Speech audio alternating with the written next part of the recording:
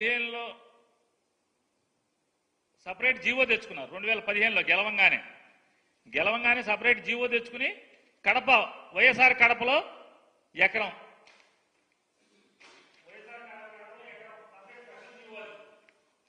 33 సంవత్సరాలకి వైఎస్ఆర్ కడపలో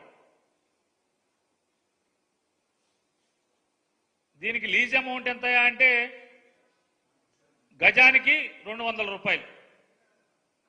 అలాగే శ్రీకాకుళంలో ఇది 2000 స్పెషల్ జీవో తెచ్చారు 2015లో శ్రీకాకుళం జిల్లాలో 25,000 రూపాయలు సంవత్సరానికి, 2 ఎకరాలకి సంవత్సరానికి 25,000 రూపాయలు. అంటే ఇది కూడా ఎకరానికి 1000 రూపాయలే. 99 ఏళ్ళు తర్వాత జీవో ఇచ్చిన తర్వాత 2016లో జీవో ఇచ్చిన తర్వాత వీళ్ళ కేంద్ర కార్యాలయం రోజు చంద్రబాబు నాయుడు గారు మొత్తం లోకేష్ నాయుడు గారు ఇక్కడ మంగళగిరిలో వెళ్ళి కూర్చుంటున్నారు కదా ఆఫీసు 99 ఏళ్ళకి ఇచ్చారు ఈ జీవోని తోసి రాజని. చూడండి కలెక్టర్ ఏం చెప్తారు, కలెక్టర్లు అందరూ కూడా ఏదో చెంచాగిరి చేశారంటున్నారు కదా. అప్పుడున్న కలెక్టర్ 2017లో ఎవరుంటే ఆ కలెక్టర్ గుంటూరు జిల్లా కలెక్టర్ చెంచాగిరి చేశాడా, గరిటిగిరి చేశాడా, ఏం చేశాడు? చెంబుగిరి చేశాడా, ఏ గిరి చేశాడు? 33 ఏళ్లు లీజు మించి ఇవ్వకూడదని చెప్పని జీవో మీరే ఇచ్చి 99 ఏళ్ళకి మీరే లీజు తీసుకుంటారా కలెక్టర్తో? ఎలా రాస్తాడా కలెక్టర్ 99 ఏళ్ళకి? అలాగే విజయనగరం ఎకరం, గుంటూరు 20 సెంట్లు, గుంటూరు జిల్లా ఆఫీస్ అది చిలకూరుపేటలో, కృష్ణా విజయవాడలో ఇరిగేషన్ స్థలం. మొన్న ఎవరో మాట్లాడుతున్నాడు ఇరిగేషన్ స్థలాలు మొత్తం అన్ని గవర్నమెంట్ స్థలాలే. ఇరిగేషన్ స్థలం 95 సెంట్లు, ప్రకాశం ఎకరా 96 సెంట్లు,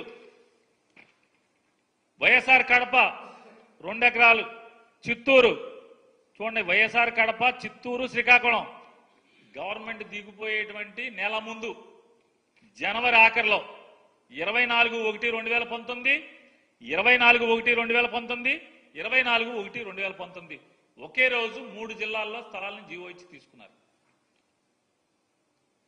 33 ఏళ్ళు లీజు, ఎకరం 1000 రూపాయలు. పెద్ద పెద్ద సులుకబులు చెప్తున్నారు ఇప్పుడు మొత్తం అంతా. ఎకరం 1000 రూపాయలు ఏంటి? అసలు గవర్నమెంట్ ల్యాండ్ తీసుకోవడం ఏంటి? 10 జిల్లాల్లో ఆఖరికి రోజు చంద్రబాబు నాయుడు గారు కూర్చునేటువంటి ఆ మీటింగులు చెప్పేటువంటి జగన్మోహన్ రెడ్డి గారిని బూతులు తిట్టించినటువంటి ఆఫీసు కూడా గవర్నమెంట్దే. అంతెందుకండి,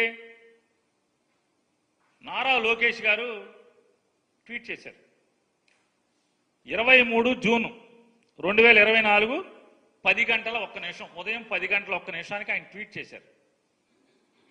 నారా లోకేష్ గారు ఏమని ట్వీట్ చేస్తారంటే, లోకేష్ గారు, జగన్ ఆంధ్రప్రదేశ్ రాష్ట్రం నీ తాత రాజారెడ్డి జాగీరా, వైసీపీ కోసం 26 జిల్లాల్లో 42 ఎకరాలకు పైగా 1000 రూపాయల నామమాత్రపు లీజుకి 33 ఏళ్లకు కేటాయించుకున్నావు.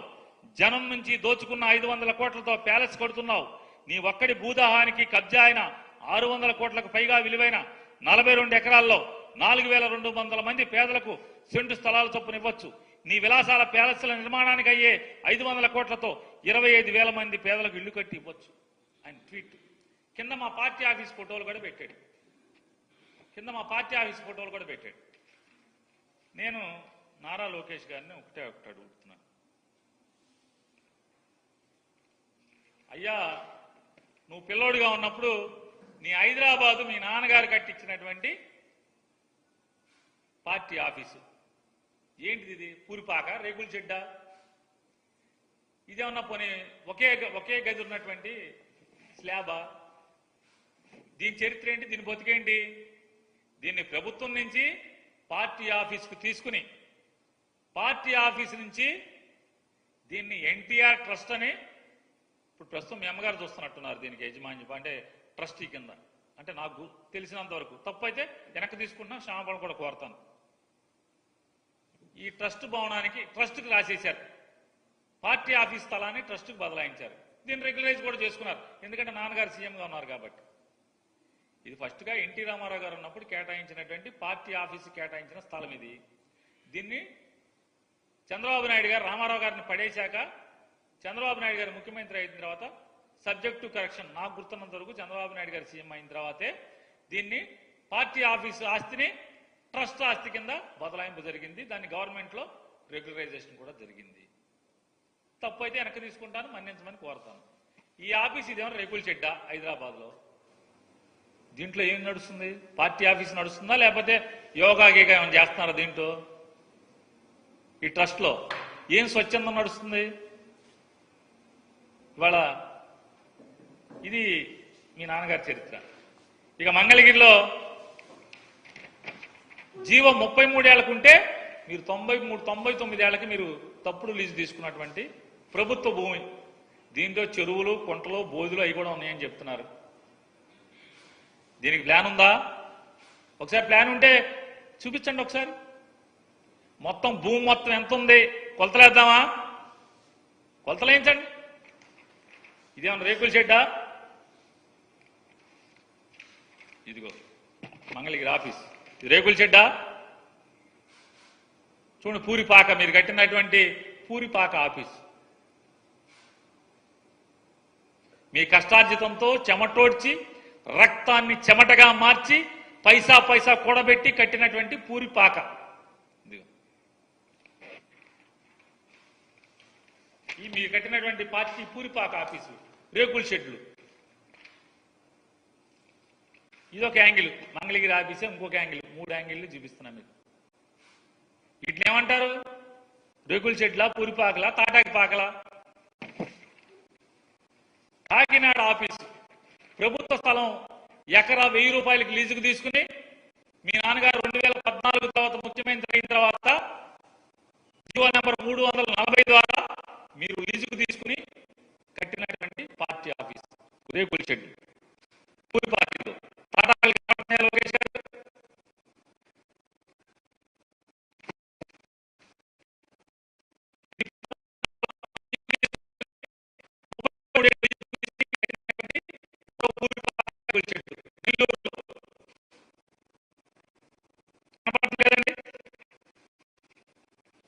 మరొక రేకుల షెడ్డు, చిన్న రేకుల షెడ్డు ఏలూరులో పశ్చిమ గోదావరి జిల్లా ఆఫీసు 33 ఏళ్లకు లీజుకు తీసుకుని ఎకరా 1000 రూపాయలకు లీజు తీసుకున్నటువంటి ప్రభుత్వ స్థలాన్ని లీజుకు తీసుకున్నటువంటి రేకుల షెడ్డు.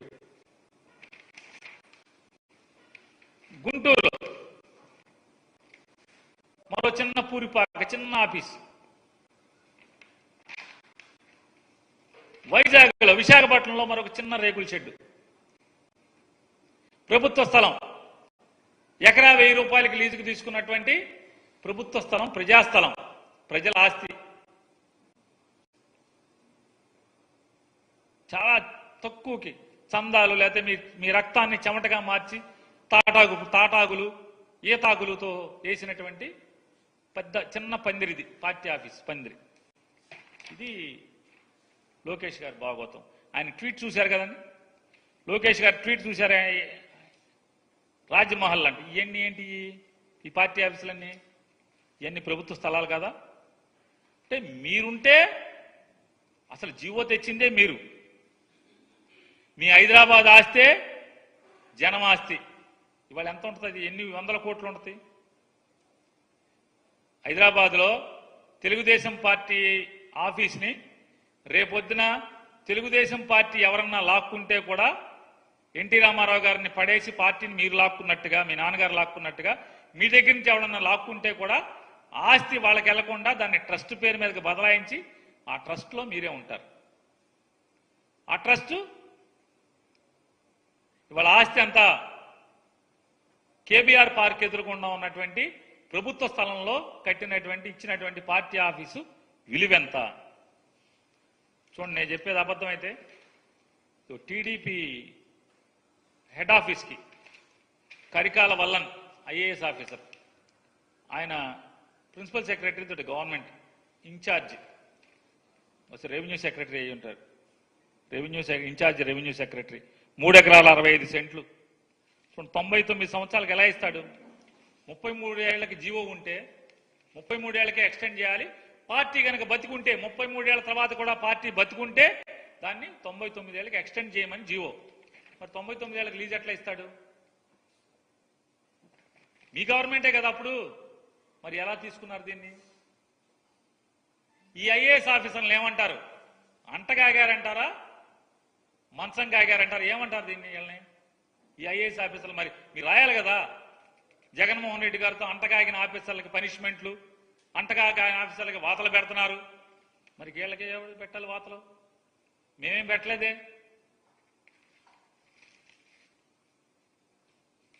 చూడండి, ఇది 2019 ఎన్నికలకు వెళ్ళే నెల ముందు 24 జనవరిలో 3 ఆఫీసులకు లీజు తీసుకుంటారు. ఈ తంతంతా చేసేయచ్చు. అంటే ఎన్ని పిల్లి కళ్ళు మూసుకుని పాలు తాగితే లోకం చూడలేదనుకోవటం అంటే అంతకన్నా పిచ్చితనం ఇంకోటి లేదనేది కూడా మీరు గుర్తుపెట్టుకోమని చెప్పని, ఇటువంటి ఫేక్ న్యూస్ ఫ్యాక్టరీల నుంచి మీరు ఎన్ని చేసినా ఖచ్చితంగా మేము మా గొంతిప్పి సత్యాన్ని, నిజాల్ని ప్రపంచానికి చెప్తానే ఉంటాము. అలాగే